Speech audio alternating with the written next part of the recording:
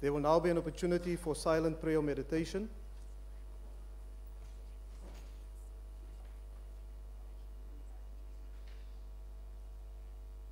Please be seated.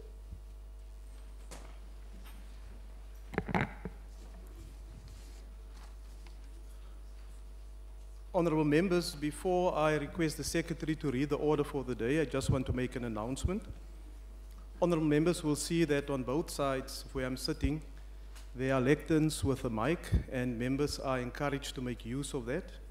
You will recall in previous EPCs in this chamber, we do have a problem when there's a lot of movement around if a member speaks from his or her seat, and also the difficulty with some of the mics mounted at the different seats. So you are encouraged to make use of the lectern on my right or the one on my left.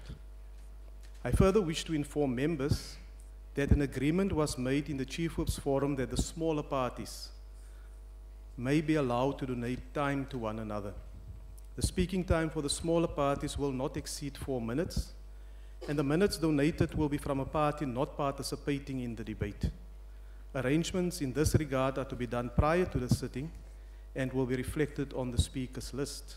No ad hoc arrangements will be allowed when the EPC is in process. I thank you. I now request the Secretary to read the order. Debate on vote number 7, National Treasury State Security Appropriation Bill. I now invite the Honorable, the Minister of State Security, to introduce the debate. The Honorable Minister.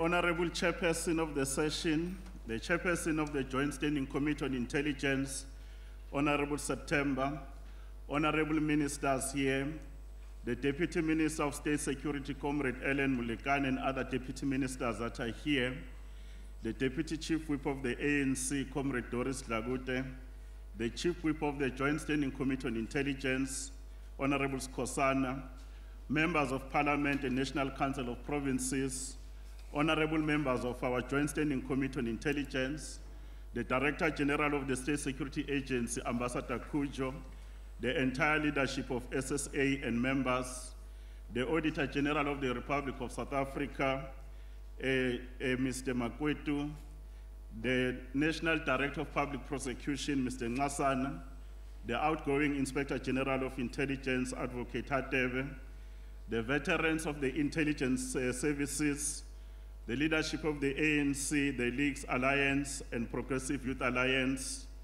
the representative of religious formation, business, academia, and the think tank, Mahlobo family and Mlekane family, distinguished guests, comrades and friends, fellow South Africans. Honorable Chair and members, a few days ago, during the celebration of the 21 years of freedom and democracy, our President, His Excellency President Zuma, implored us into action as a nation to deal with the vestiges of colonialism and apartheid. The brutalities of the past, such as detentions without trial, disappearances of our people, deaths in detentions, hanging of those who are opposed to apartheid, imprisonment, exile, massacres, assassination, forced removal, banishment, the Group Areas Act, and many more laws that made the lives of people, black people unbearable, are a testimony that our freedom was never free. This year we are celebrating 60 years of our Freedom Charter, the people's collective vision of our future. As a country and her people, who are indeed on course in creating a truly united, non-racial, non-sexist, democratic and prosperous society as envisioned in our Freedom Charter and our Constitution.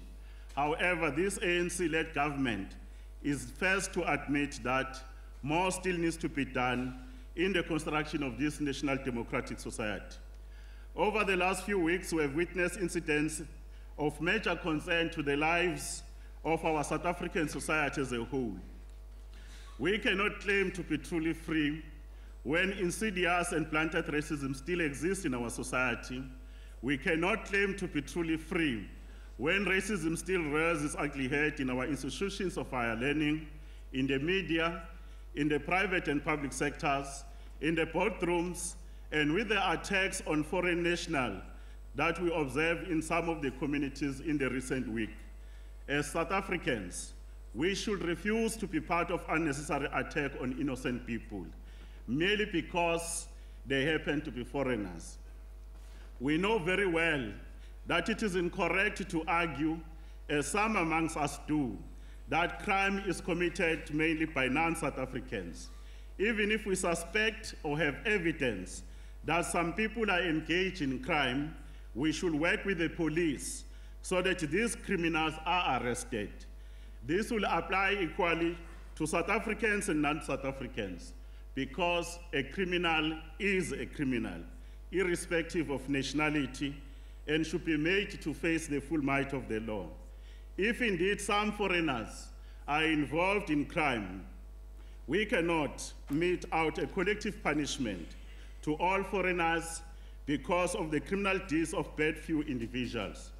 We are pleased by the steps that have been taken by His Excellency President Zuma and his able leadership in ending the violence and putting measures in place for sustainable solution on matters of migration and the concerns that are raised by our people, from issues of unemployment, issues of poverty, economic opportunities, and crime.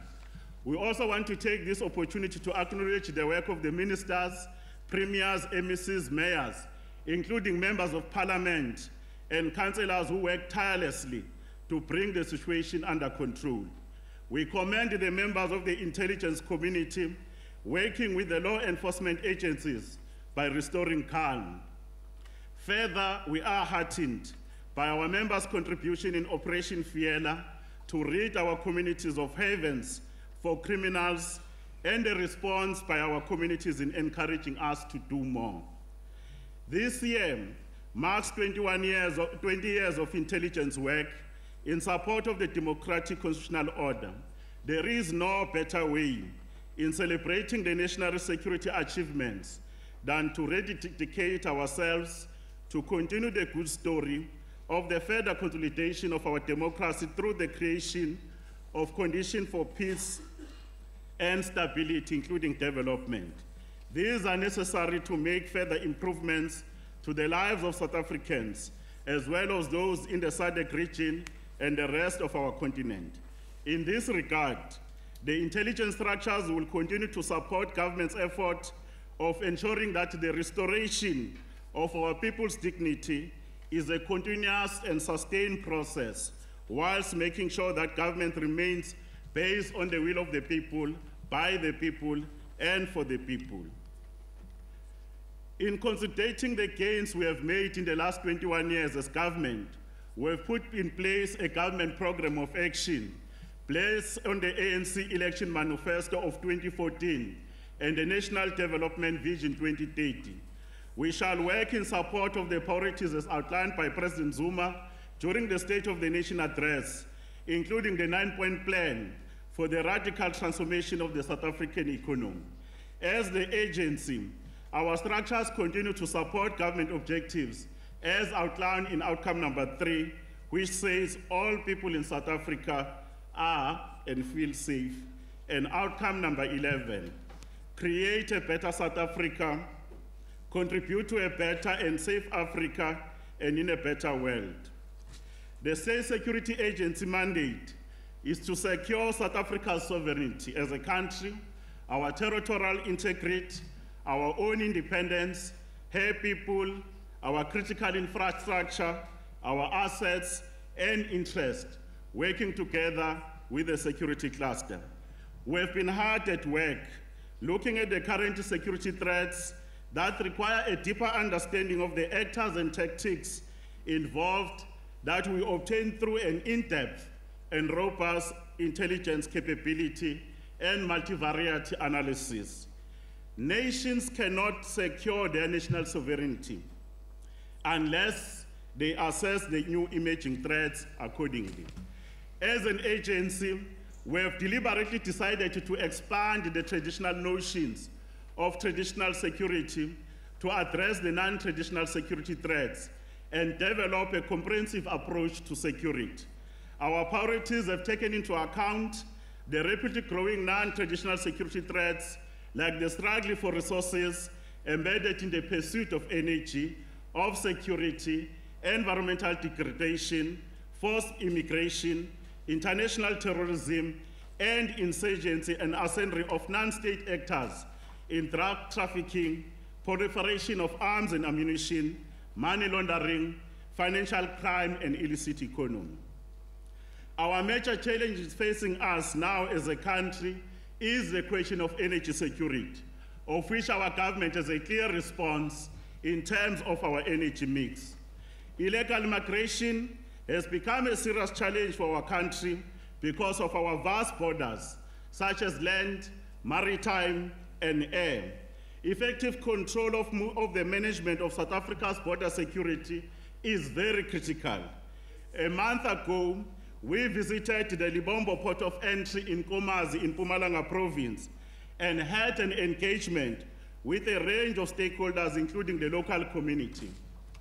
We have received a very positive feedback and input which will enable us to strengthen our border security. Plans are already advanced for the establishment of the Border Management Agency led by the Department of Home Affairs, supported by all of us in the security cluster.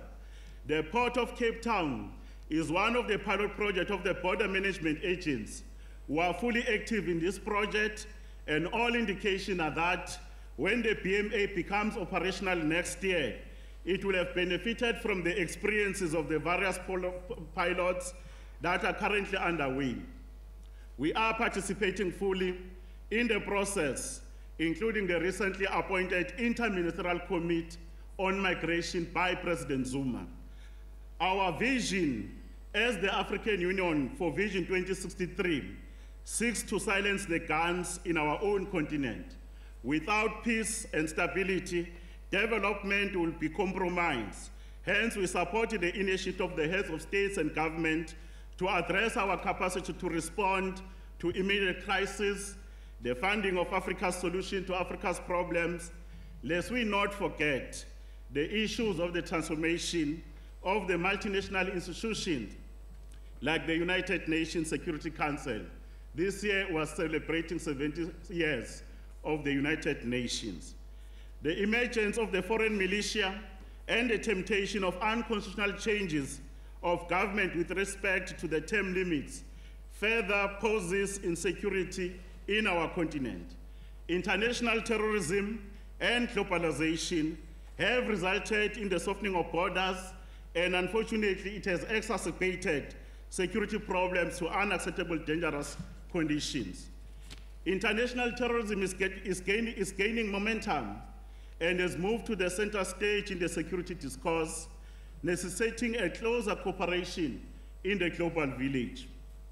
The barbaric killing of innocent students and scores injured in Harisha University College in Kenya, the beheading of 21 Egyptians by ISIS, and the attacks of the mosque have become the biggest challenge of all of our times as nations in this global village. We will continue to work closely with other security agencies in the SADC region through our regional early warning system, in the African Union Peace and Security Council, through the Committee on Intelligence for State Security for Africa, and the African Study for Science Research on Terrorism, and the United Nations Security Council, through the Executive Directorate on Counterterrorism, as well as the agency-to-agency relations. Transnational crimes networks involving small arms, drug trafficking, and money laundering are assuming serious importance. Learning from our own mistakes, we shall create a dedicated capacity within the state security agents to support the South African Revenue Services in combating illicit economy, working together with other law enforcement agencies. Our concerns remain on the growth of the illicit economy and the global illicit financial flows that indicate estimated revenue lost to our continent annually that is 5 times the amount of aid flowing into the continent annually. Good progress is being registered in the area, like combating of trade in illicit tobacco and cigarette. Access to resources is likely to continue the economic conflicts if not skillfully managed. Working with the South African Police Services and other law enforcement agencies, we are pleased to report that successful operations have been conducted in dealing with question of human smuggling that has resulted in a number of arrests. We have also worked close with SAPS, including environmental affairs, in disrupting rhino poaching operation, and certain individuals have been brought to book. This year, we shall enhance our economic intelligence capability to deal with all the non-traditional security threats. We are going to partner with SARS in combating illicit economy. We are going to support the development of a comprehensive strategy on illicit economy. We are going to enhance our counter-terrorism capacity to respond to international terrorism. Our program to deal decisively with organized crime will continue to receive our undivided attention. Honorable Chair and members, the advent of electronic web of information sharing, known as the cyberspace, has revolutionized the world. It has brought exciting opportunities in developing our economies, improving our healthcare system, our education system, agriculture production, military, provision of services, and others. These opportunities are endless. In the same vein, electronic computing and communication poses some of the most complex challenges the world has ever faced. Utility systems that are providing electricity, gas, and water can be crippled by cybersecurity disruptions.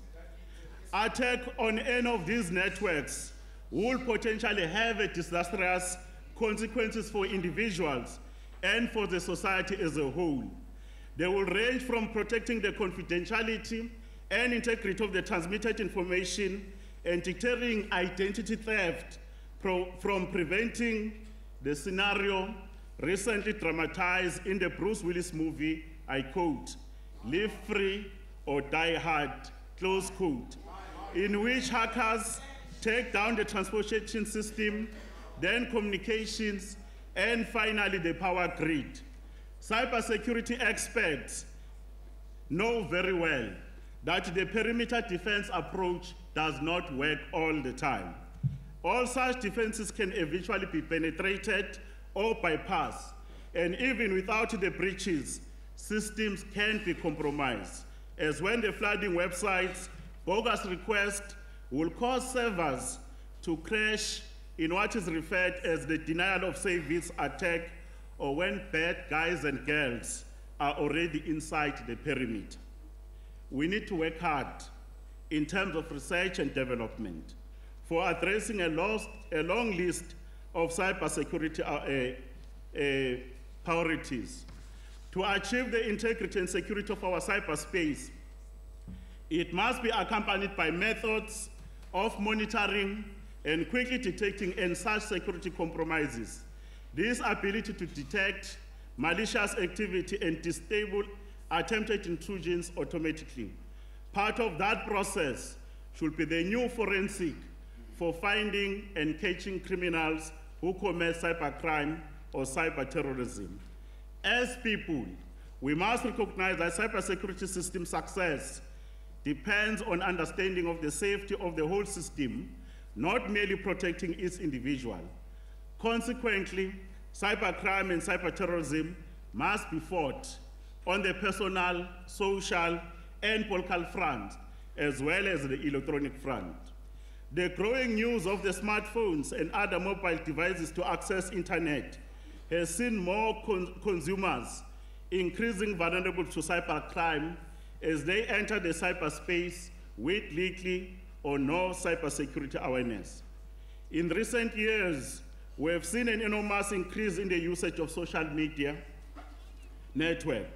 Social media networks have the power to help people voice their demands and mobilize the forces. We all know the case of the so-called Arab Spring, how people mobilized themselves or were mobilized to effect regime change through the social media. Our own experience as a country wherein a 15-year-old girl was lured into ISIS, is a matter of concern.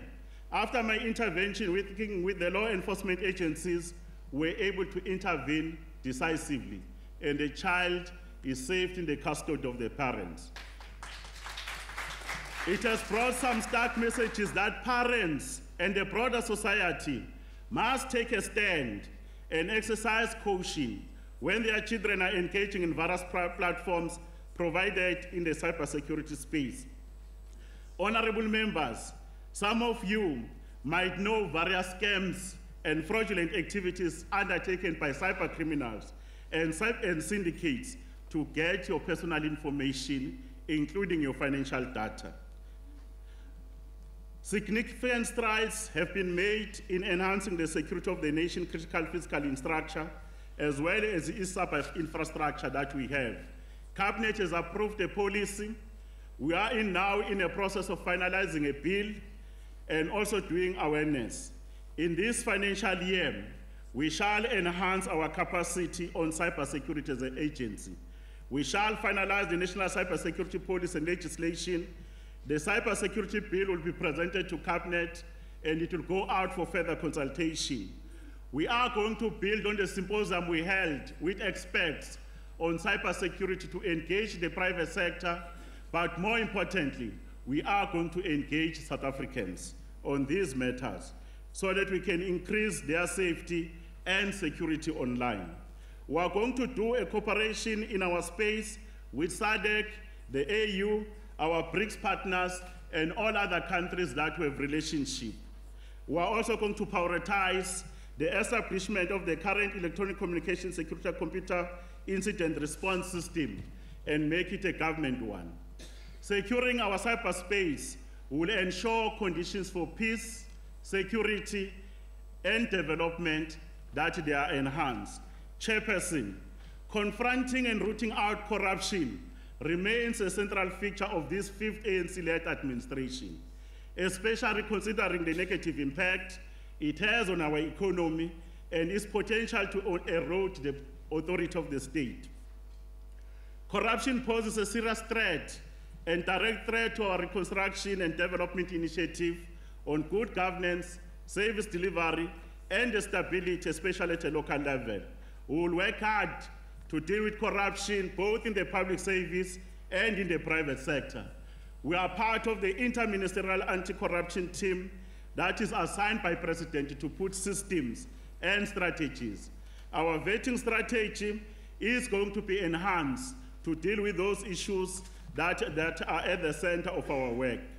Honorable Chairperson and members, the prosperity and advancement as a country is intrinsically and strictly linked to that of our region and continent. We have played a significant role in supporting our government on matters of peace, security, and national interest.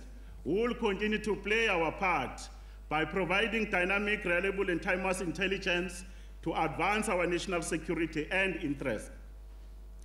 The security challenges in our own region, in various regions of our continent, are an indication that there are new and unconventional threats that have necessitated more collaboration with various regions and other multilateral institutions through the African Union to respond to these challenges. Honorable Chair and members, we are pleased to report that we have made strides in stabilizing the administration of our agents. We have now completed the process of the restructuring and have finalized the migration and confirmed the senior managers that were idling in the organization. We filled some of the critical positions and we are concluding other outstanding processes. We have concluded the improvement of the organizational efficiency, aligning it to GILA, and all operational directives have been reviewed and approved by the ministry.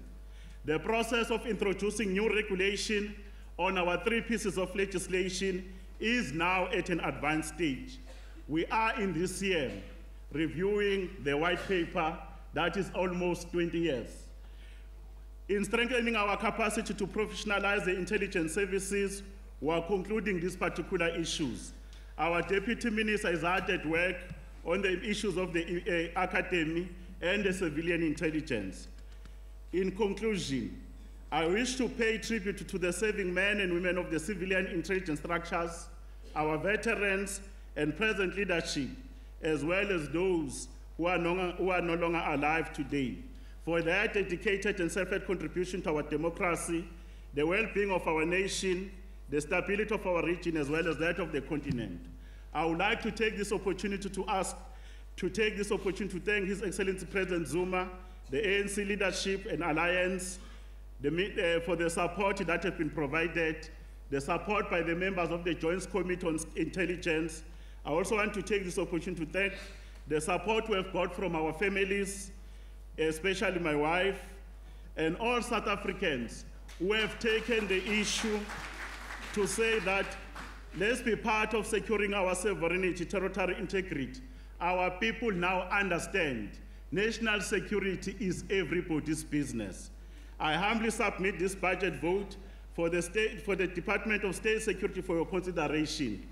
The Freedom Charter further dictates that, I quote, "There shall be peace and friendship, that all people who love their people and their country now say, these freedoms we will fight for, side by side, throughout our lives, until we have won our liberty." Close quote. God bless Africa, her sons and daughters. I thank you.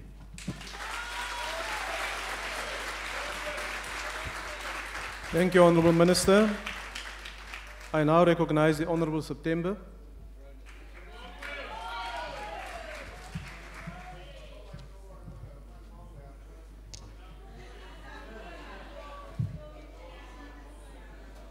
Order, Honourable Members. Order, Honourable Members. You may continue, Honourable Member. Chairperson, Ministers and Deputy Ministers, Honourable Members, members of the intelligence community, and other guests in the gallery, ladies and gentlemen, goeiemiddag.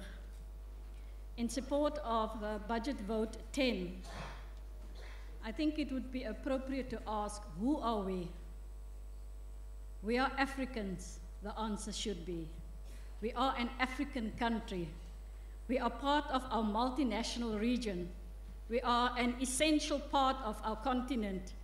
Being Africans, we are acutely aware of the wider world, deeply implicated in our past and present.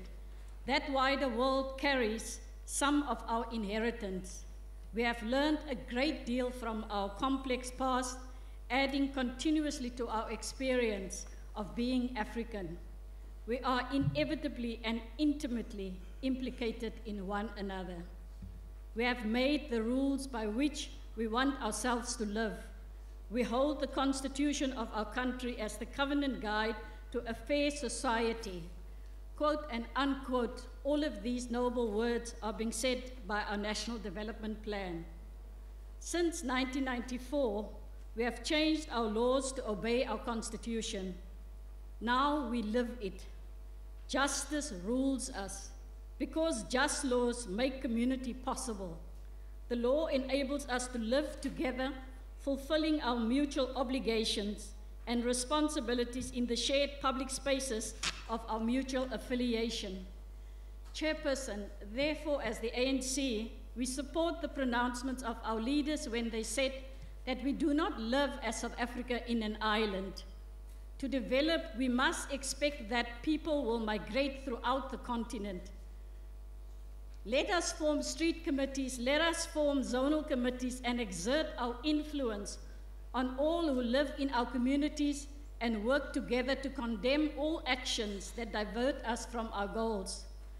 As we welcome the announcement of President Zuma to the establishment of an interministerial committee to respond to the violence against foreign nationals, as the ANC and here in Parliament, we ask that the decisions in the National Development Plan that our ANC-led government urgently look at a two-pronged decision on migration. One, we must look at a qualitative and quantitative research project on migration into the country and clear policies on how to address the additional burdens that migration places on national resources. Consultation in both areas must include all the various departments, including the provinces that border neighboring countries. These must not be overlooked. as we advocate for the respect and protection of foreign nationals, we should also emphasize that foreign nationals should recognize that to be protected by the law, they must first obey it too. This is called reciprocity, understanding the relationship of rights and obligations. A business license imposes obligations of paying tax, collecting VAT on items sold, and registration of businesses. South Africa should pursue peaceful and cooperative relations with neighboring states.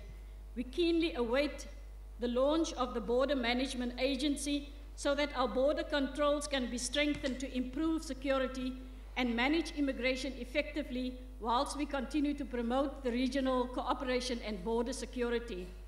Chairperson and honourable members, the ANC believe that national and regional security should not be restricted to military, to police, and to intelligence matters, but as having political, economic, social, and environmental dimensions.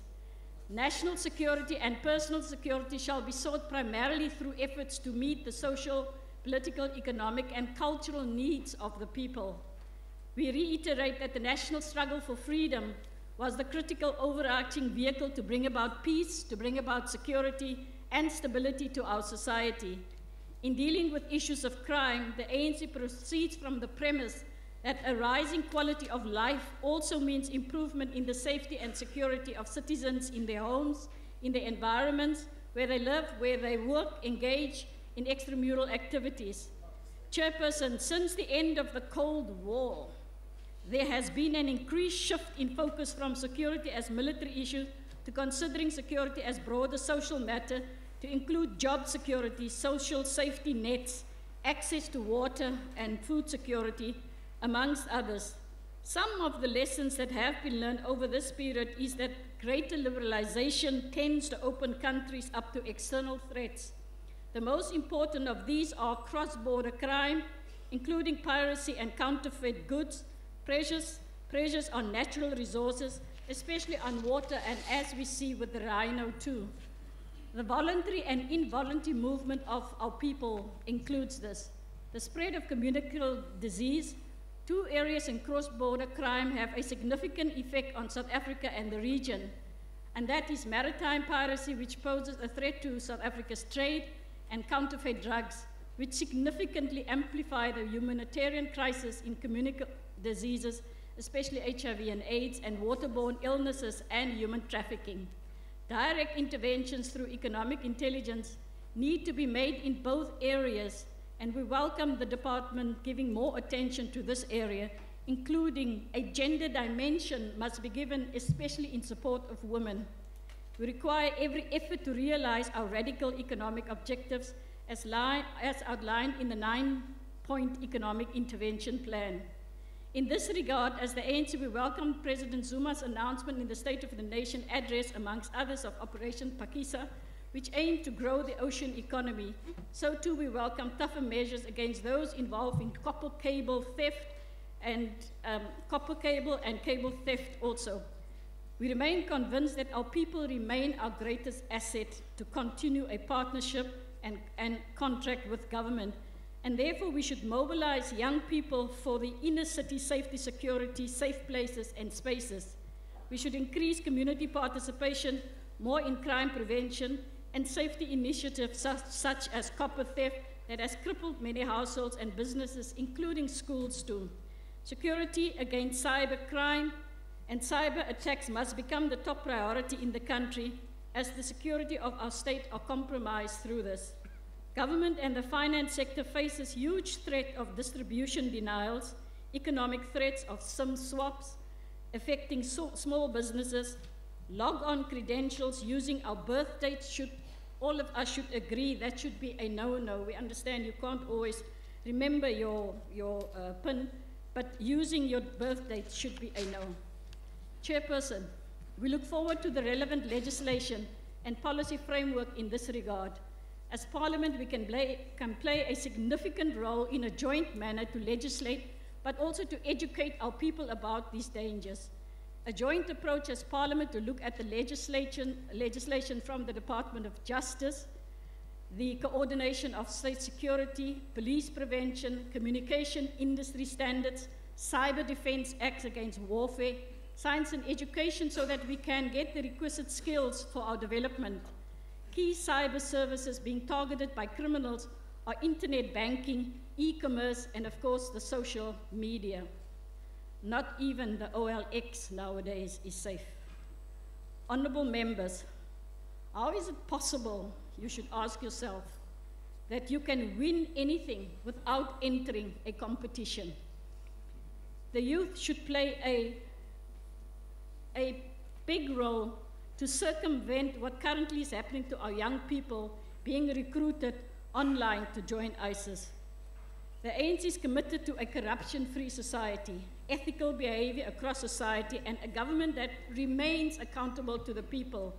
Corruption, we all agree, is a broad societal problem prevalent in both the public and private sectors, requiring the commitment of all actors in society. We welcome as the ANC the signing into law by President Zuma, the Public Administration and Management Act, which prohibits public servants from doing business with the state. In 2016, the people of South Africa will be participating in local government elections. Of course, they will vote for the ANC. It, however, cannot be gainsaid that our road towards local government elections, our detractors are engaged on a campaign to undermine the authority of the state and impinge that bona fide of our glorious movement and our leaders. In this regard, domestic stability continues to be at risk. However, in such cases, there tend to be an attempt to misrepresent the reaction by the security service as unnecessary and excessive. The intent behind propagating such disingenuous narratives in the public domain is to prevent our movement as being against our people and are nonchalant about their needs and frustration. This certainly is not the case. Chairperson, the role and function of state security continue to be under scrutiny with criticism. The Constitution enjoins us to state that national security is subject to the authority of Parliament and the National Executive. It is obligated by relevant legislation to be proactive, to anticipate, to have early warning in total, including foreign environment. Its primary objectives are threats to the Constitution and the safety of our people. The citizens who act in accord with obligation and responsibility is a mature citizen, the complete political person, the only person who is free in the positive sense. Call this the civic virtue understanding of the relationship between rights and obligation. Our obligations are paramount. Rights and obligations are necessary to the other in the same way that it takes a buyer to have a seller or a front to have a back. As the ANC, we will continue to remain true to our values of courage, of service, of self-sacrifice, human solidarity, integrity, humility, and hard work. We will continue to strengthen the bonds of trust and solidarity with our people where these have been broken, and continue to listen to and effectively communicate with our people. I thank you. Thank you, Honourable Member. The next speaker is the Honourable Stubbe.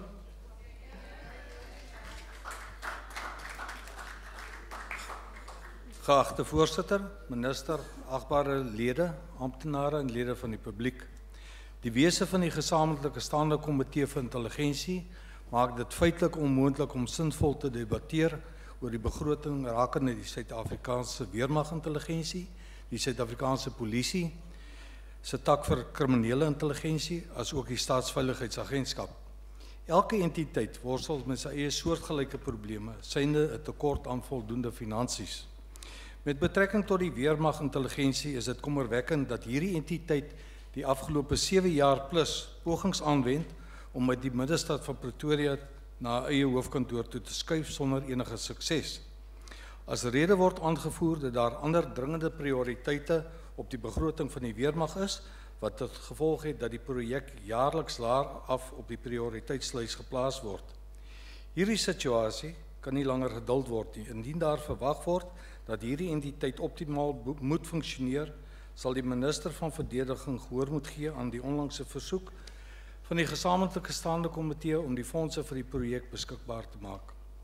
Betreffende die Staatsveiligheidsagentskap is daar verskeie aangeleenthede wat dringend aandag moet geniet, ten einde die land 'n verdere verleentheid te spaar, soos die talle negatiewe persberigte, waar deursigtigheid nie ter sprake is nie. 'n Ander bron van kommer was dan ook met die onlangse bekendmaking van die sogenaamde spy cables wat wêreldwyd op televisie uitgesaai is. Die Staatsveiligheidsagentskap word gekniehalter deur uitgediende toerusting wat al lankal vervang moes word. Gemelde toerusting het 'n massiewe impak op 'n probleem wat al drie staatsveiligheidsentiteite egter in die gesig staar, naamlik die hantering van die kuberveiligheid in Suid-Afrika. Die toenemende negatiewe kuberaanslae kan ook nie net deur die staat bekamp word nie, aangesien die kundigheid en infrastruktuur in die veld meestal in die privaat sektor geleë is.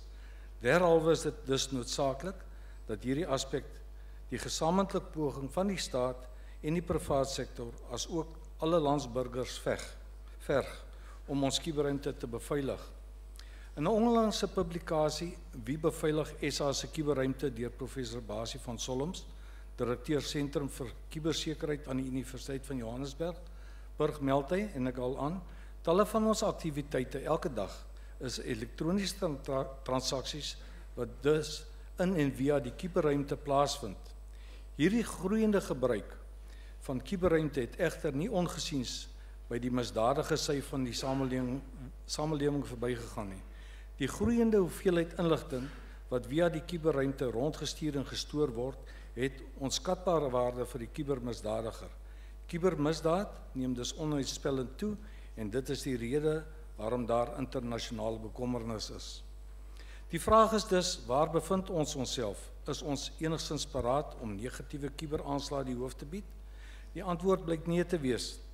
Dit blyk dat 'n voorlopige beleidsdokument betrekking tot kubersekerheid in Mei 2011 opgestel is, waarna die finale beleidstuk in Maart 2012 deur die kabinet goedgekeur is. Die probleem is egter dat dit nooit beskikbaar gestel is nie. In teorie het ons dus 'n beleid wat opgestel was sonder enige insette deur rolspelers. Dit gesien teen die agtergrond dat die Afrika-Unie se konvensie oor kubersekerheid dit duidelik stel in artikel 21.1 dat so beleid in samewerking met alle rolspelers opgestel moet word. Ek wil dit weer herhaal, dat die staat nie die alleenreg het om kubersekerheid te verseker nie en dit dus nie in isolasie kan plaasvind nie, want individue verloor hulle elektroniese identiteit, geld en ander sensitiewe data. Die kabinet se besluit rakende 'n kubersekerheidsbeleid verskaf tans geen leiding om die probleem op aan te spreek nie.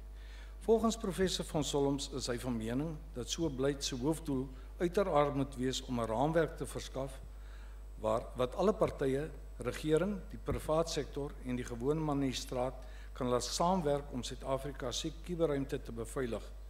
Die volgende aspekte kan as kern dien vir so 'n raamwerk: vestig 'n nasionale kubersekerheidsbewusmakingsprogram, stel 'n nasionale kuberruimte monitoringssentrum in werking wat kan dien as 'n vroeë waarskuwingsstelsel en wat kuberaanvalle kan identifiseer en waarskuwings aan alle gebruikers uitreik. 'n Rapporteringsmeganisme waar kuberoortredings gerapporteer kan word, as ook dat die regering 'n nasionale program moet implementeer om kuberkundigheid te ontwikkel en op te lei.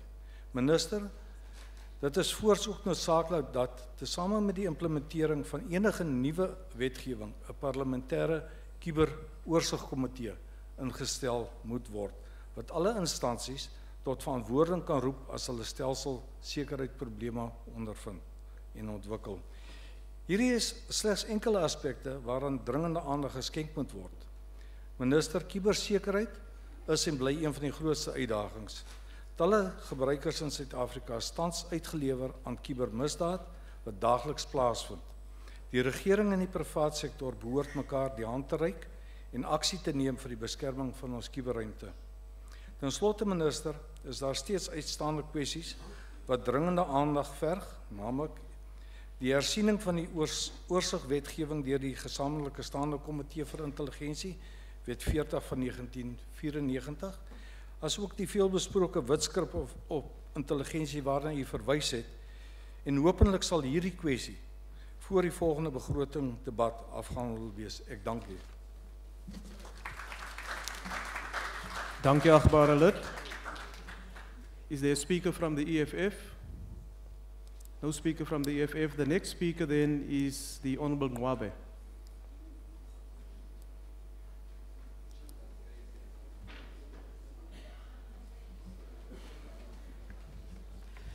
Thank you, Honorable Chairperson, Honorable Minister and Deputy Minister, Honorable distinguished guests, the Director General of the Department, the Inspector General of Intelligence,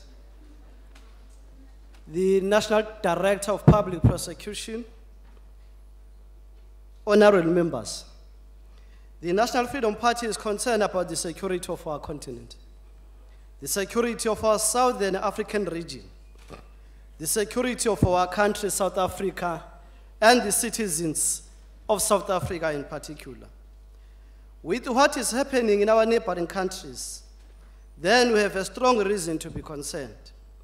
We rely on this Department of the State Security to give us hope that we are safe indeed as the citizens of this country. And this can only happen, Chairperson, when this department have enough personnel, enough resources, and necessary expertise to execute all the tasks expected. We must admit, Honorable Minister, that the issue of the recent xenophobic attacks caught us by surprise, whereas it was not supposed to be the case. We must be able to have necessary personnel to be able to prevent such things to happen, because this dents the image of our country. The formation of the, however, Minister, we are grateful about what has happened, what the department has done to try to address this situation. We have seen the commitment that you did in KwaZulu-Natal in particular, in those marches that were going on against the xenophobia attacks, and other activities that your department and your staff has done to address those particular issues. The formation of the Boko Haram and other extremist organizations in our continent and the world poses a serious threat to our citizens. The NFP would like to further commend the State Security Agency for the outstanding work done in saving the life of a South African girl who was on her way to join these extremists.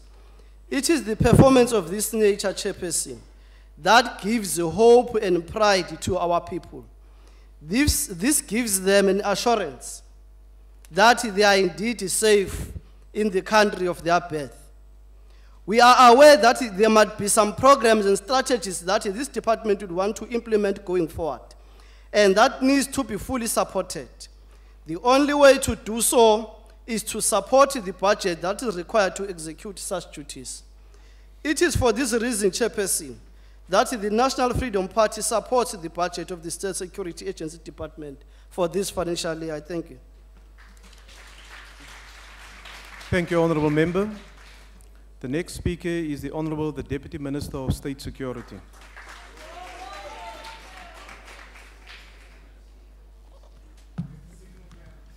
Chairperson of the session, Chairperson of the Joint Standing Committee on Intelligence, Minister David Mahlobo, other ministers and deputy ministers here present, Deputy Chief Whip of the Joint Standing Committee on Intelligence, honorable members of Parliament and the National Council of Provinces, outgoing Inspector General, Director General and Management of the State Security Agency, intelligence veterans, leadership of the Eli Weinberg ANC branch in Greater Johannesburg, Mahlobo and Mulikani families, ladies and gentlemen, all protocol observed.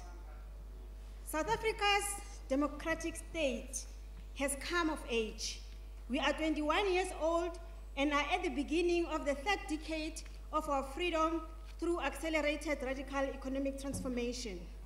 The ANC-led government has adopted the National Development Plan as a roadmap towards leveling the socio-economic playing fields underpinned by the persistent triple challenges of poverty, unemployment, and inequality.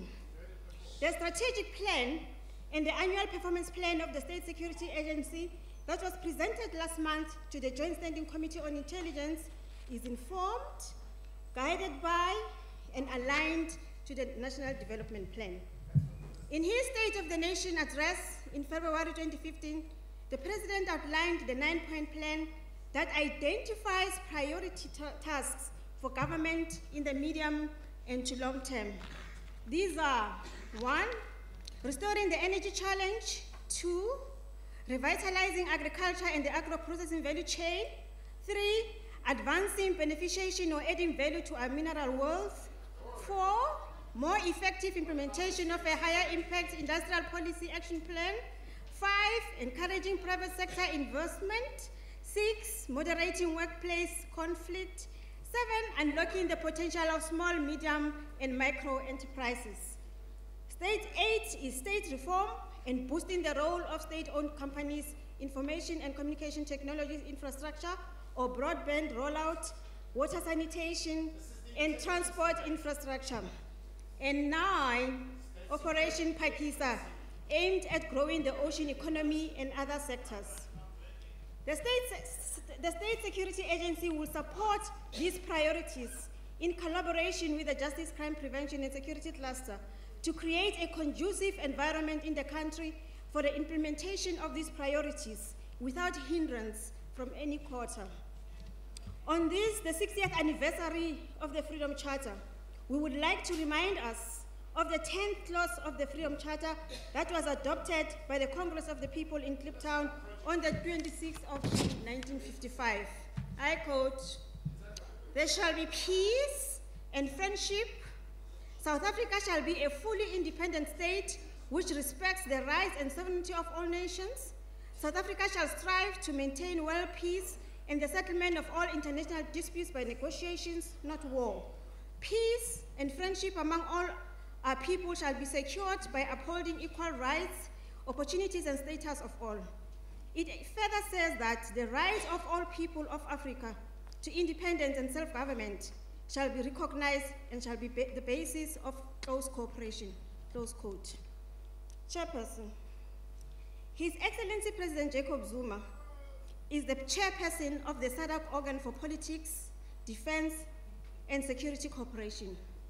Under his leadership, the SADC organ led electoral observation missions in Botswana, Mauritius, Zambia, Namibia, Mozambique, and Lesotho. The practice of electoral observation missions in our region has enabled Southern Africa to consolidate democracy and ensure that citizens play a role in deciding who their rulers may be. The elections are held based on the SADC principles governing democratic elections, thus enhancing transparency and credibility of the election process. In most cases, the outcome of these elections is a lasting and an acceptable electoral outcome. In the period between May 2014 and March 2015, 7 SADC member states held elections, and this required the deployment of observer missions in which the JCPS cluster contributed. To date, there is peace and stability in these countries.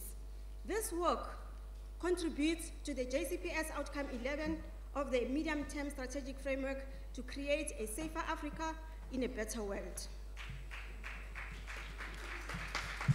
Based on the above, the violence that we witnessed in the past few weeks against foreign nationals in this country could not have been in our name as South Africa, Southern Africa, and Africa. We condemn it in the strongest possible terms. The actions of a minority of our population who engage in these activities are not representative of us and what we stand for. During the incidences, the JCPS cluster took its rightful place in responding to the violence against foreign nationals. Chairperson, the ministry undertook a visit to the Libombo border post prior to the outbreaks of violence against foreign nationals to observe the volumes of the movement of people, goods, vehicles through that port of entry.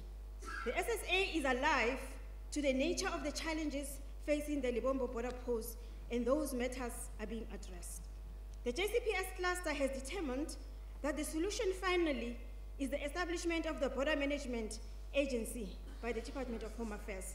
The work to establish the Border Management Agency is already at an advanced stage, and an interdepartmental capacity shall be located in the BMA to ensure a well-coordinated and efficient management of all our ports of entry.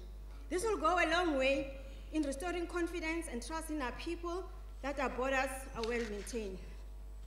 In the past, nations of the world operated on 4 domains, being land, ocean, sky, and space. A 5th domain has been added in the 21st century, and that is that of cyberspace, which is virtual and borderless. Cyberspace is a domain characterized by the use of electronics to store, modify, and exchange data via networked systems. The intelligence community has to mitigate the threats that this new domain presents to our country's national development objectives and ultimately its national security. The country's response to this is our national security strategy, cybersecurity strategy, that has been developed by the JCPS cluster. It is a vital policy document that defines the country's engagement in cyberspace. Chairperson, the year 2015, this year, Mr. Menir, marks the 20th anniversary of the Civilian Intelligence Services. In a previous address to the House, we identified the need to demystify the role of state security agency in the country and instill patriotism generally amongst our people, and in particular among the youth as the first line of defense. To this end, we embarked on an outreach program to universities and high schools to interest our young people to consider state security agency as the career of first choice. Our program began at the University of Johannesburg, where we engaged with political science students who showed remarkable interest in the subject. Recently, we visited Goroka High School in Tabanchu, a rural high school in the Free State. Today, we have in our midst 2 of our top students from that high school. It is Ofense Tilo of grade 12 and Nocha Tambo Shibani of grade 11. They are here chaperoned by the principal, Mr. Tala Mudupi. This is an effort to build a partnership with the school and hoping that we can interest the students to our academy, to our cadet program at the Intelligence Academy. We remain committed to utilizing our citizens as a resource, to utilizing our veterans, as a resource as our academy. A new principal has been appointed and we are on course to implement that program. We thank the outgoing principal of the academy, Ms. Chubi, for her sterling work during her tenure. In conclusion, I would like to thank the ministry staff, both in the office of the minister and in my office, for the support that they have always offered. I move that the House adopt this budget. I thank you. Thank you, Honorable Deputy Minister. I now recognize the Honorable Dlamini Dubuzana.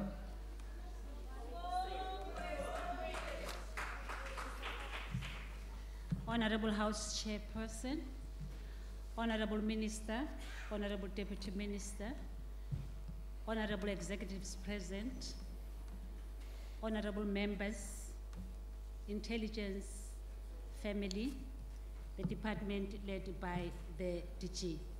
Honorable Chairperson, I think I would like to take this opportunity to acknowledge the unacceptable societal behavior that we have witnessed in the country within the past few weeks.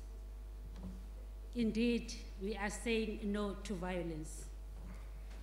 However, I would love to, through you, Honorable House Chairperson, to take this this opportunity to address the South Africans about incidents that happen within our countries and they are not get reported correctly. Before I do that, I would like to take 2 scenarios. The first scenario, Honorable Chairperson, is what happened in 2005 in France, where high immigrants areas were attacked and people were killed. But their media never reported the incident as xenophobia. It was reported as riots. In August 2011 in England, where a black man, Mr. Mark Dugan, was killed by a white policeman, the incident was never reported as being a racist incident. It was reported as riots. Now, what happened to our media, our South African media, Honorable Chairperson?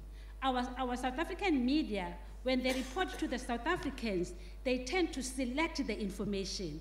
I want to give you the information of what has happened in GP's town. I want to report what has happened in GP's town in Soweto.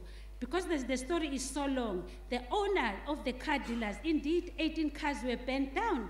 But when the reporter, our media house, when they were reporting the incident, they never reported that the South African police services were there. They stopped the owner of the shop not to organize their homeboys to go to the GP's hostel to attack the Zulus there.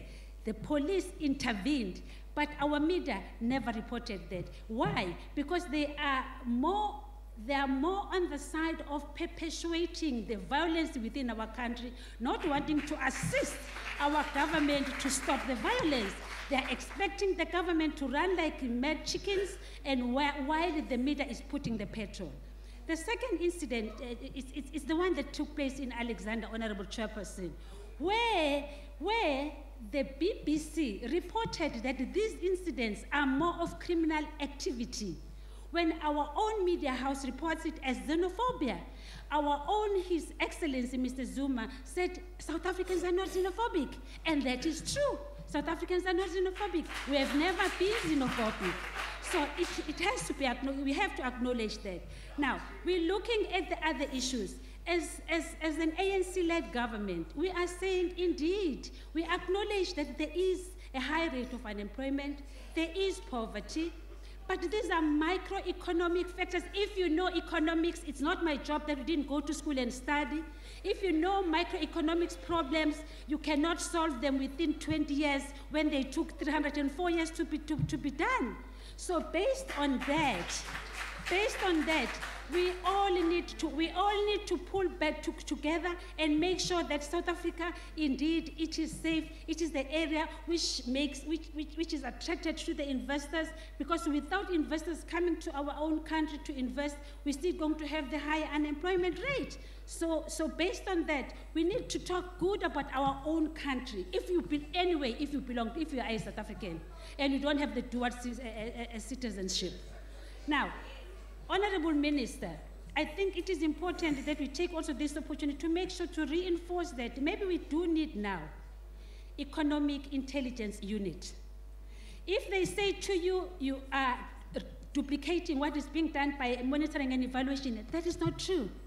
Why we seeing this thing? We think because what that unit is going to do the analysis and the research continuously, so that at the end of the day, now I'm being told I've left with 1 minute. Now that I'm left with 1 minute, all what I'm saying, criminals don't come from the bush. They come from our own neighborhood. They come from our own streets. Let's all, as South Africans, go out there and fight the disease so that South Africa becomes a safe and assist this ANC-led government. The ANC support the Treasury vote. I thank you. Thank you, Honourable Member. The next speaker is the Honourable Olamisa. Our Chairperson, Honourable Minister and Honourable Members. What? Order, Honourable Members. The members at the podium, let's give an opportunity to address the House. The UDM supports vote number 10. The security of a nation demands well-informed citizens, backed up by highly trained security forces, as well as enforcement of efficient and effective professionalism across the board. This is one area where the government cannot afford to fail, and it should not be left to chance, especially when appointing personnel in key state departments. The internal tensions between and within some in the criminal justice system is a threat to the security of the nation. It would appear that our security forces have not escaped the ugly consequence of partisan appointments, thus negatively affecting their morale and productivity. Appointments based on narrow factional loyalty are a high risk to the security of the nation as a whole. Some of the operations conducted in the country, like Marikana and many others, confirms a lack of training and doctrine that is consistent with our constitution. Our capacity on counterintelligence demands an urgent special attention. Daily, we are found wanting when sporadic violence visits our communities, risking the lives of the ordinary citizens. Some of these risk our global diplomatic relations and create doubt on the would-be investors. We seem to have lost the confidence of other nations we enjoyed since 1994. It is difficult to believe that visiting Britain by South Africans would strictly require a visa because all of a sudden we are viewed as fertile ground for criminal activities. We need to recapture the lost ground sooner than later. The Joint Standing Committee on Intelligence, together with the responsible ministers, should convene urgently to conduct a thorough assessment of whether our security forces are combat ready against any eventuality. Further, to diagnose why it appears to be easy to access a South African document to be used for criminal activities. The UDM hopes that corruption has not already engulfed the sensitive departments of state, thus risking the lives of the citizens and the nation at large. Mhlekazi siyabulela into nje kufuneka sizamile uba i-Joint Standing Committee lesiseva kuyo sizame ukuyincedisa as departments ngoba sivule sifumane sibe ne-public hearings siyezo zinto ezizawunceda u-educate abantu nakwezinto ze-cyber spacing yonke loo nto leyo ayizosinceda into soko sivalelene phaa singabonwa ngabantu mabeze business mayizopresenta isixelele i-threats singaxolelwa nje zii-officials ezizawusinika i-information make kuvulwe ingcango ezi sifumane sizokwazi uni-advisa kwi-executive as to how to move forward no protect South Africa. Enkosi. Thank you, Honourable Member. Achtbare Speaker. The next speaker is the Honourable Speaker, Voorzitter. Honourable Groenewald. You must first be recognized. Sorry. You jumped the gun. Honourable Groenewald, in your absence, we encourage the members to make use of the podiums to our right and left to prevent the situation that you are disrupted where you sit when members move around and also when discussions around members take place. Voorzitter, ek is bewus van die reëling, maar ek wou die agbare minister mooi in sy oë gekyk het, maar ek sal volgens die reëlings gaan. Baie dankie.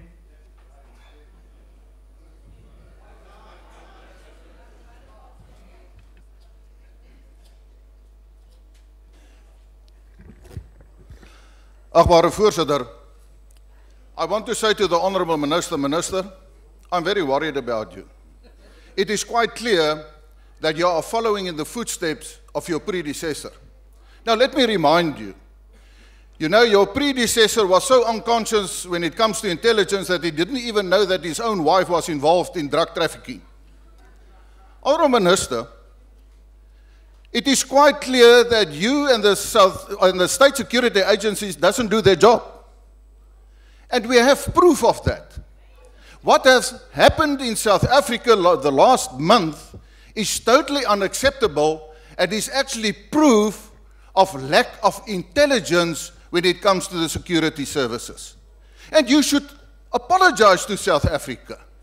And if you say, no, but we did our job, then I want to say to you, then you deliberately allowed the situation to escalate where we had looting and criminal activities in South Africa. And then you should criminally be charged. So make your choice. Do you want to apologize or do you want to be charged? Further on, Honourable Minister, you violated the Constitution of South Africa. The allowance of the scrambling of cell phone signals with the state of the nation, with the president, I want to say to you, you violated the Constitution. And the question is, or maybe I must inform you, that cell signals does not damage the president. It's not radioactive or anything like that. There was no need for that. And I never saw that you ever apologized for what you did.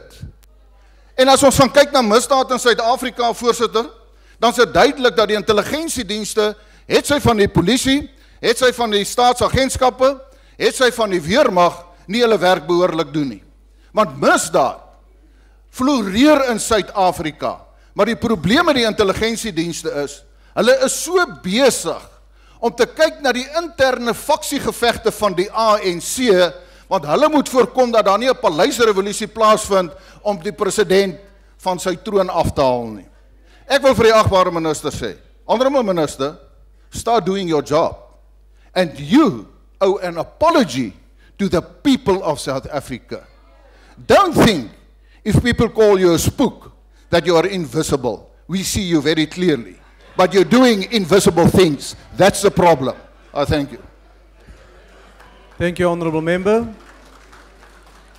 The next speaker is the Honourable Lokota. All the Honourable Members.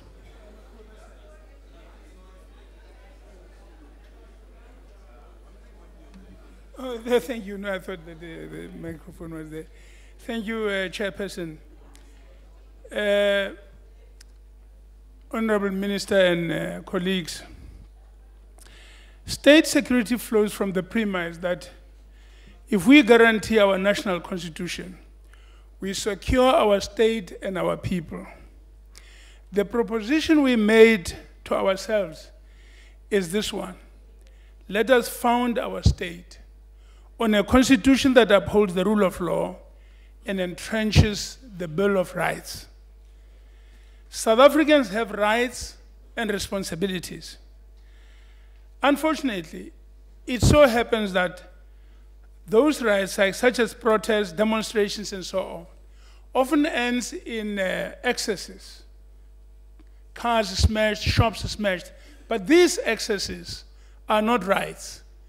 They are abuse of rights, they are criminal acts, they have to be dealt with and arrested firmly.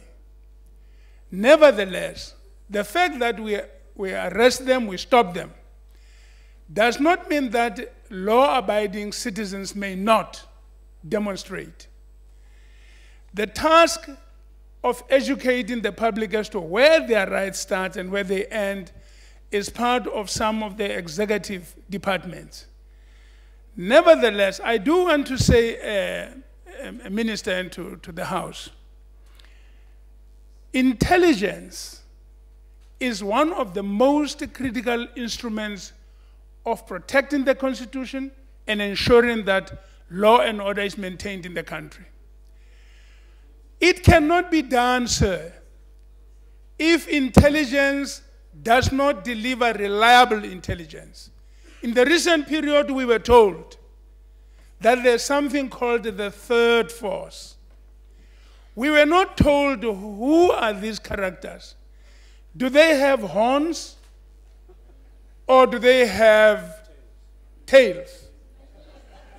We were not told where, no please, this is a discussion. We were not told where are they to be found and so on and so on. But then we proceeded. No, please, let me make the point to the House. We were not told, we were told the soldiers, the armed forces are being released to go out and stop them. But they were not also told what were they going to look for.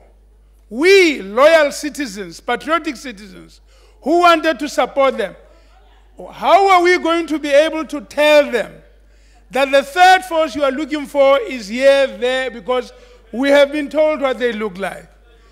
The whole thing amounted to superstition or guesswork. Consequently, citizens sleeping peacefully in hostels and so on, they were just harassed with their underpants and all of that. Now, honestly, that is a violation of the rights of the citizens. Intelligence, we will support this budget, but we want this budget to be used for what will secure and protect law-abiding citizens, not to harass each and every citizen that happens to be in a hostel. And then they had to go into Alex. I didn't know what they were going to look for. There was some young chap was shown in their pictures holding an okapi, and I thought, anybody who's got an okapi in Alexander must give way. The armed forces are coming. They're going to shoot that person. Because what else were they going to be looking for there? They were not told what this third force is about. Intelligence must be precise, it must be concrete, it must enable us to maintain law and order. We support this budget, but let it be used for what it's supposed to do. Don't release the armed forces from the barracks without knowing where you are sending them to, and without them knowing where they are going. I thank you. Thank you, Honourable Member. Order, Honourable Members. Order. The next speaker is the Honourable Gamere. Can we get a microphone to the Honourable Gamere?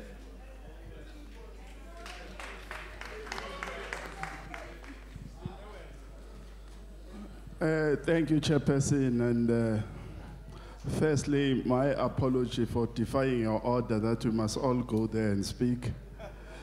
But secondly, to say that as the ANC, we support this budget. I'm coming, don't worry. Let me add my voice in this budget debate by stressing that this is the year of the Freedom Charter, which states that there shall be peace and friendship.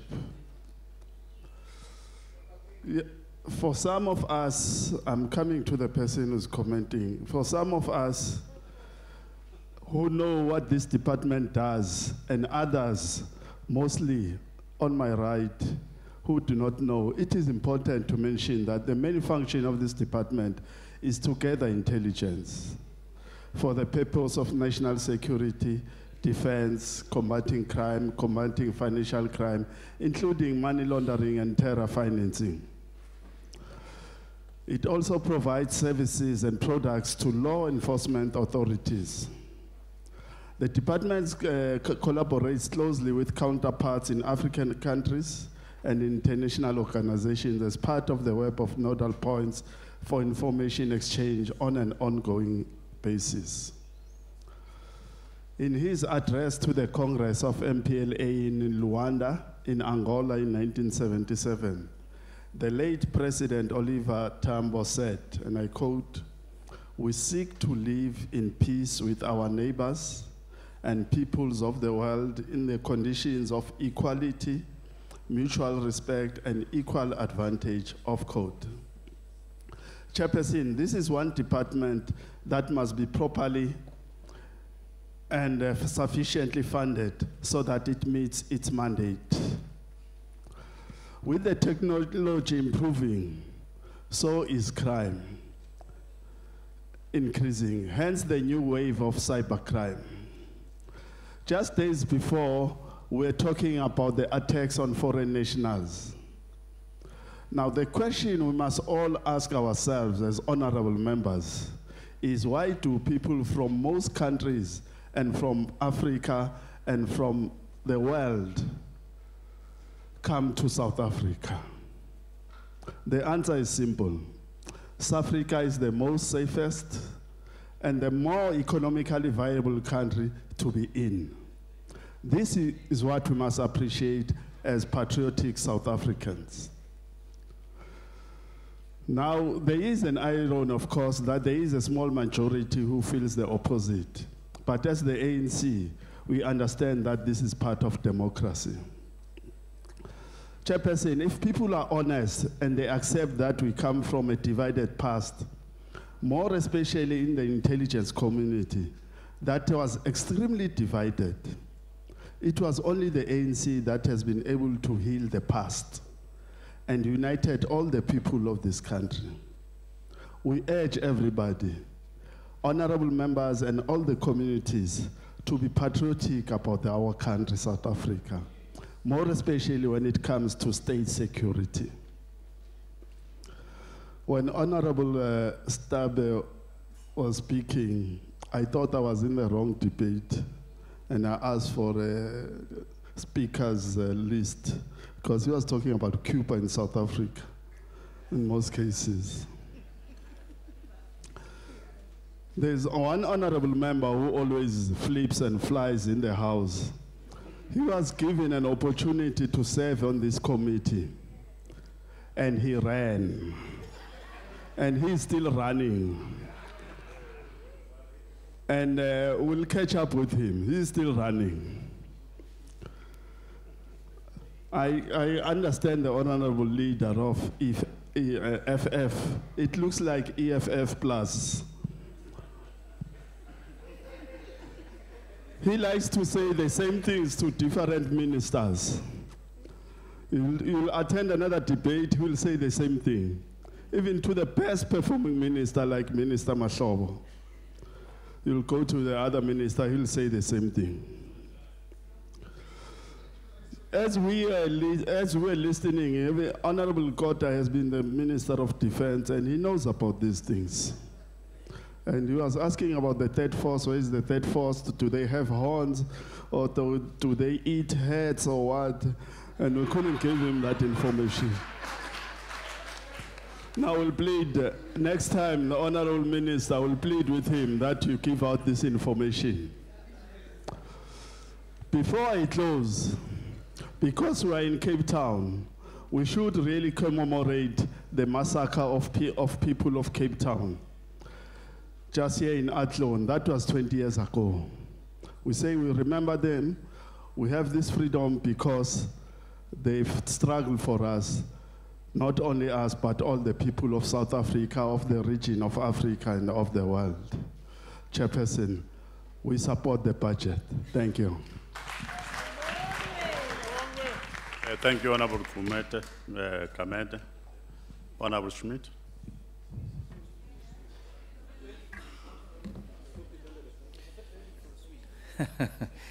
Honourable Chairperson, openness, accountability and transparency are some of the important, if not vital, requirements for substantive democracies to continue functioning. The optimal balance between the requirement for secrecy in very limited and specific circumstances as measured against principles of democracy is to be found in the intrinsic application of checks and balances. Although in any democratic society it is understood that details of operational requirements of intelligence gathering may lead to fears of reprisals and fear of personal harm, which may require a level of secrecy in not making details of the budget and operations publicly known, it has to be set off against the requirement that those having access to that information carry the trust of those he or she is mandated to represent.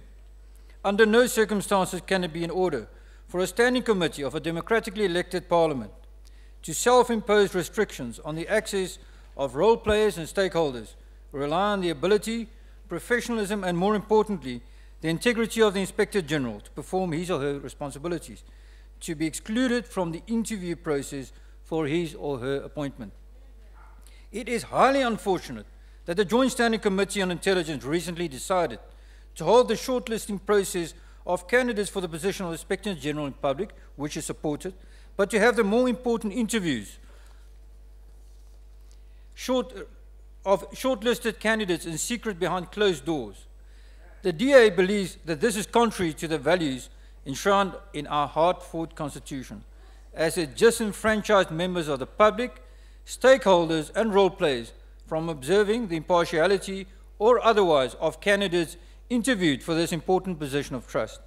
It appears, and I use the word advisedly, that no candidate was recommended for appointment by the Standing Committee following this flawed interview process. These interviews were held in secret by the ANC-dominated committee, despite the above arguments. As dear members of the committee, we refuse to participate in these secretive interviews. Honourable Minister, we will not participate in secret interviews of applicants for the position of Inspector General, where the impartiality and fitness for office or otherwise of shortlisted applicants are not to be observed by all relevant stakeholders, members of the public and interested parties. We cannot allow a position where sensitive information is withheld from the committee, but is made available to the Inspector General in the utmost veil of secrecy, a position which is entrusted with such important national responsibilities and tasks to be interviewed behind closed doors. In short, we want the nation to see who the successful candidate to be appointed will be. After all, he or she is their representative and should be allowed to form their own opinion as to his or her appropriateness to hold office. In the event, therefore, that the further rounds of interviews are to be held for an appropriate candidate for that position, we will only participate if such interviews are to be held in public. It is indeed ironic that the previous standing committee during the term of the 4th Parliament in fact held interviews of inter alia, the former Inspector General who is here today in the gallery, in an open forum, not a closed forum. What, should be asked, has happened to deviate from this precedent to interview shortlisted candidates in an open forum? Why have the principles of accountability, openness and transparency made way for secrecy and less accountability? These are the questions that members of the ANC-dominated Standing Committee must explain to this House. When the opening of Parliament on 12 February 2015, we were astonishingly, and I repeat the word, astonishing, disgraced, with the international world watching when Parliament, no doubt with the blessing and guidance of the department, blocked cell phone uses of communication signals within the parliamentary chamber. This was unacceptable behavior at its best, compounded by the Honourable Minister disgracing parliamentary institutions and the department further by issuing an incredulous statement that the device which blocked communication signals were caused by a device that was required to assist in providing air cover in the event of an air attack on the parliamentary chamber. With respect, what nonsense. Experts indicated that the alleged device only allowed for the interruption of signals within a certain defined and limited radius, such as the parliamentary precinct, in particular within the National Assembly. If we allow these kind of feeble explanations to be broadcasted to inform and intelligent international forums, do we honestly think that the international world will regard South Africa as a safe destination? Does the Honourable Minister really believe that by allowing a signal jamming device to be installed in the chamber with the opening of Parliament, such action supported the values of the Constitution, in particular one of its most important principles being freedom of speech? Whatever the contribution by the services to this embarrassing situation, it singularly caused more harm to South Africa's reputation than many other unfortunate events that have dominated the media headline recently. The recent leaking of information pertaining to the services, the so-called spy cables, to the international media is concerning.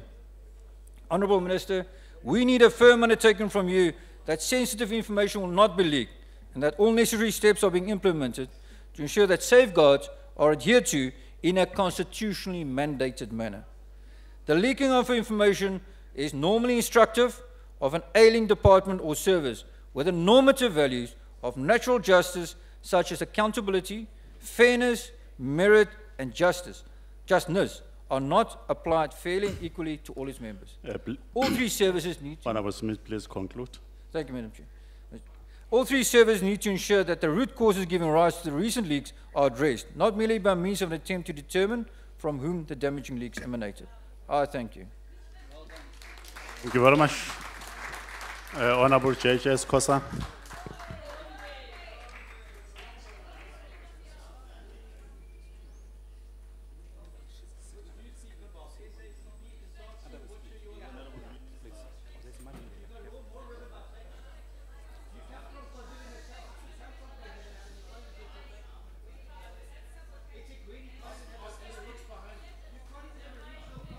I come and collect it.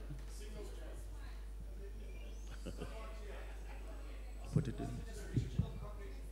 And just. I'm a little bit taller. I'm the tallest.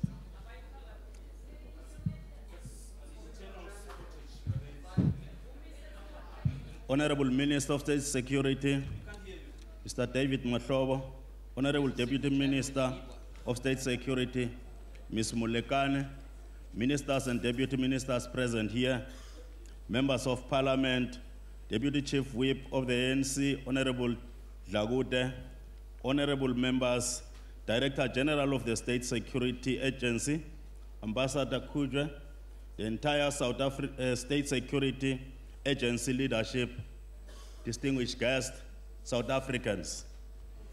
I must start by answering some of the things that emanate during the debate before I enter to my speech.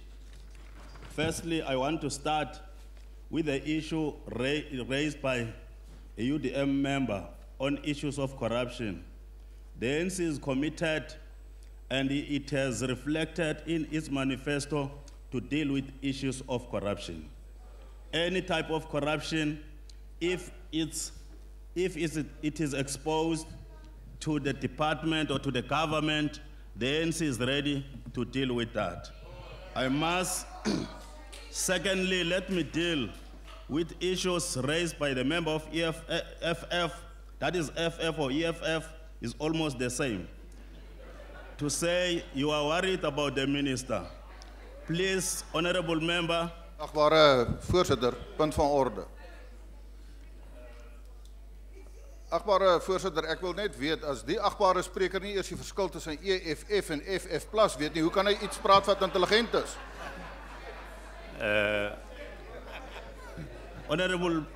Honorable member of FF, don't be worried about our minister. Just worry about the organization which is always delivered to people to be part of this parliament.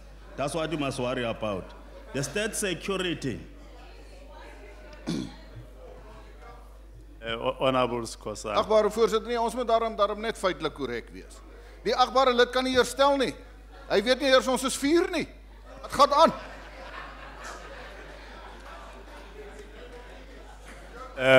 Okay, Honorable Skosan, proceed. Honorable Chairperson, the state security does its job and was satisfied about the job which is done by the state security. No one will claim here and say the state security doesn't do its job. And the apology that you talk about, I don't know whether you want the minister to apologize to yourselves or to your party, but the minister can't apologize to an individual. The minister can talk to the South Africans. When there is time for apology, the minister is making an apology to the public because we are representing the public here. And also, if you say the minister must be charged, the minister cannot be charged by any organization except the ANC, because the minister is leading the ANC. It's the ANC that can see whether there is a need to charge its members. The jamming of signals, honorable members, I should think we need to be, in fact, all of us, we need to be clear about this thing. The South African National Editors Forum took the matter to the court, and the judgment was reserved by High Court of Cape Town. I don't know what more which is needed from the minister, and the minister also went all out and clarified this matter and apologized to the public of what happened, not to say the minister has not apologized. The minister did apologize to the public of what happened on that day. Honorable member of UDM, the intelligence do not deliver. The intelligence is delivering services all the time. I wonder, where did you assess this delivery of services? Because you are not part of this JSCI committee. Unless you are a member, then you can be able to assess whether we are delivering or not delivering. But for now, really what you are saying is just an exemption, and you are not part of it, and you cannot quantify what you have said. Aren't you mistaken to say I'm not a member of the Joint Standing Committee? I'm not talking to UDM. You said UDM member. It's FF. I'm talking to FF. Ah, you didn't say so. Yes. Honorable members, he has corrected himself. When you talk about the harassment of people at the hostel, I should think when there's the security class that do its job, it has got a method of how to deal with issues. And no one must specify of how the security class that deal with matters. And the issue of IG from the DA side, I want to clarify to this House. We took a clear resolution as a committee that we are going to conduct the interviews in secret. I don't know why today it's a lamentation about this thing. And after we have resolved, after some times they came back with the mandate of their political party, tried to disrupt the processes of the interviews.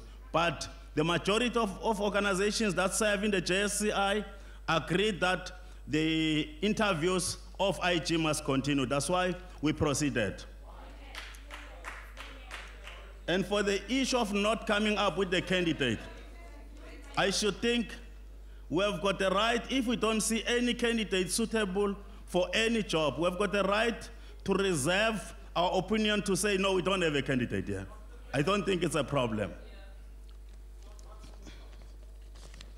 Honorable Chairperson, 60 years ago, South Africans from all walks of life gathered in Kliptown, Soweto, where they anonymously adopted the Freedom Charter, through which the people of South Africa declared that South Africa belongs to all who live in it, black and white, and that no government can justly claim authority unless it is based on the will of all the people.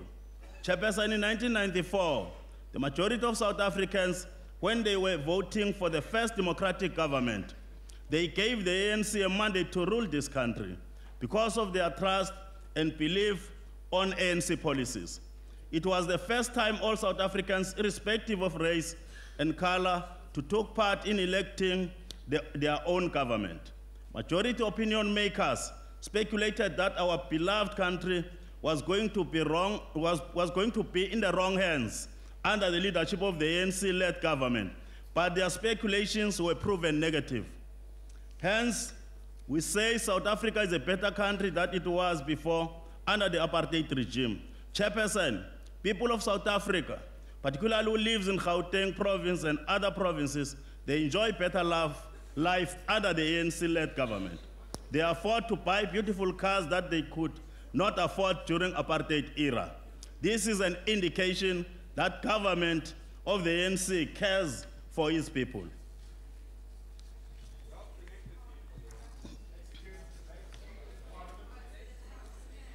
During 2014 national elections, the majority of South Africans again gave the ANC mandate to govern the country. On the 27th April 2015, celebrated 21st years of freedom, the child that was born on this day in 1994 had indeed become a well-balanced and well-nurtured young adult. As the parents of this youngster, we call all to be proud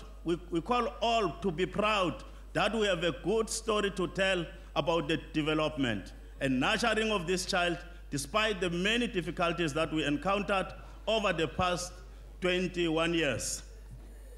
Chairperson, the recent violent attacks directed at foreign nationals has painted the majority of people who love peace in this country and should be strongly condemned.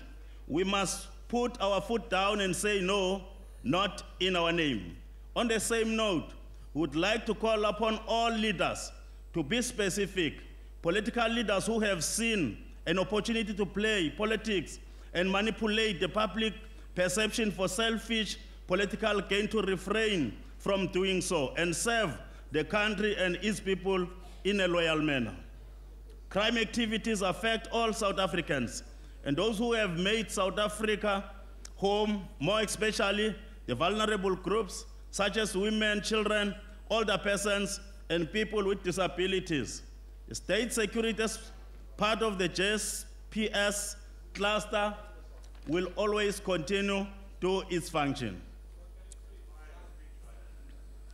Chairperson, the challenges with the migration process has contributed to the influx of foreign nationals to get into our country. We commend the decision that was taken by the Honorable President Zuma, through which the security at the ports of entry will be intensified. Chairperson, the challenges at South Africa's ports call for the urgent finalization of the Border Management Agency to strengthen the migration system. An old man residing in the Nkomazi area has lost 36 of his cattle, which were recovered in Mozambique, and he is yet not received them. Will receive them after a year. Sadly, the old man suffered from stroke, and that illustrates how difficult it is for communities for residing next to the borders. Honorable members, the recent arrest of hardcore criminals wanted for several crimes through the cooperation between the police and communities is classical example that they are winning combination. After Emmanuel Stolle was stabbed to death, a community member who happens to be a woman followed the perpetrators until they were at their residence and provided the information to the police. On the same note, we would like to praise the photographer who took the incidents, which will form part of evidence and the prosecution. Chairperson, with these few words, I thank you very much for awarding me an opportunity.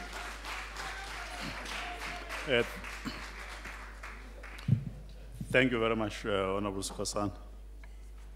The Honorable Minister, Mahlobo.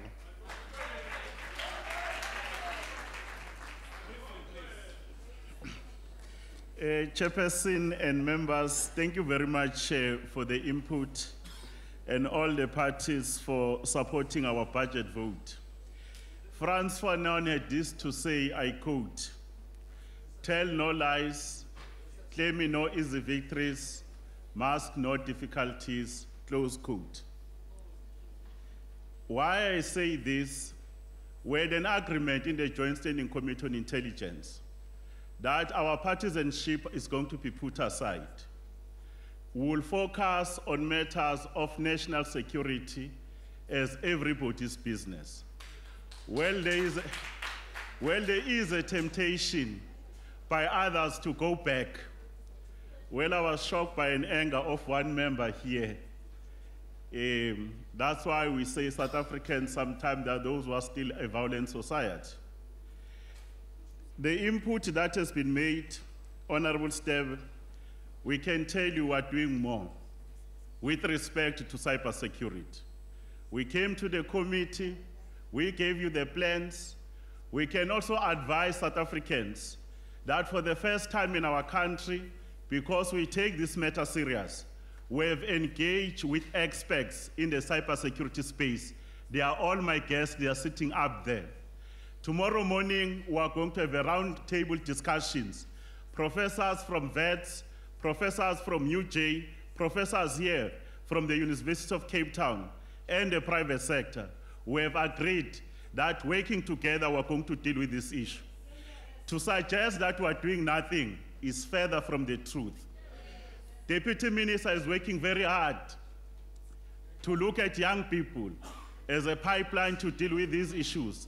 Hence our friends that are from here, from the Free State, doing this important work. On the second issue, we can speak about the signal interruption. The matter is in the courts. Very soon a decision is going to be made. We took responsibility. We are not ashamed about our responsibility to secure the country. We indicated when an error was made in terms of the operation that was not directed to the media. We said we regret that particular issue. If we are trying to make it an issue out of no issue, all over the world, these devices are used. And there are those people who are claiming to be so-called experts in our own field. If you want to be part of this, we can recruit you. Unlike the Honorable Mr. Mainir, is very interested on our issues, which is very good as a South Africans. But we'll appreciate that if you can come, we vet you, you join the Joint Committee on Intelligence so that we can benefit. On the issue, one issue that we must correct, the assumption that we are sending that there is no intelligence, it shows that we are very selective the manner we deal with issues. The matter of xenophobic attack, its genesis was an industrial dispute. We have explained it over and over again. This labor relations matter escalated and became a security matter. When the ministers that the president said deal with the matter, all our operations were intelligence driven. And we've done well. South Africans, they do agree. They say they want us to do more. Including President Zuma has put a very big interministerial committee to say don't only deal with the issue of xenophobia, the underlying issues around the socio-economic conditions of our people is being attended. We're doing well. Fortunately, the matter of bringing the army, I was the acting Minister of Police. I did sign the letter after consultation with the cluster, to the Minister of Defense, and after consulting with the Commander-in-Chief. That operation is led by the South African Police, supported by all the intelligence services. We are closing the space for criminals. There is not going to be any space in our country where criminals are going to have a free day. Whether we are a South African or non-South African, and citizens, whether in Johannesburg, whether in the areas of Mayfair, they are saying, keep up the good work. We are even starting receiving information from South Africans that we too in our own area, we know these criminals, and the intelligence members are following that.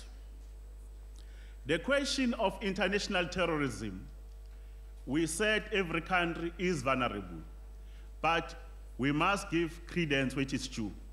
These men and women who have kept this country over the last 20 years, the intelligence community, they've done well.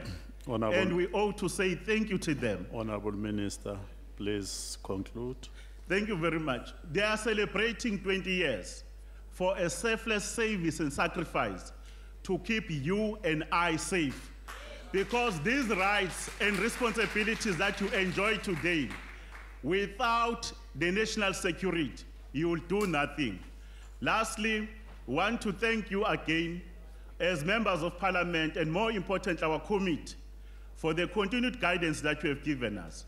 But to the leadership of the ANC from Mpumalanga, Free State, the Youth League, and everybody that is here, I want to say thanks for the continued support and guidance.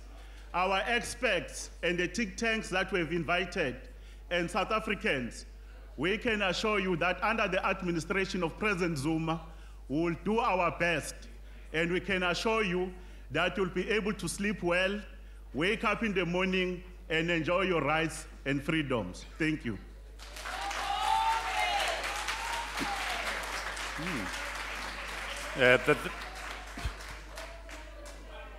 Thank you very much, Honorable Minister.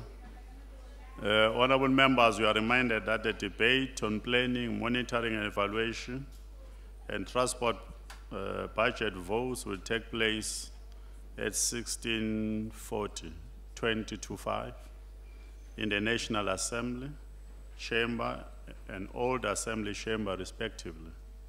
That concludes, colleagues, the business for the Extended Public Committee. The committee may now arise.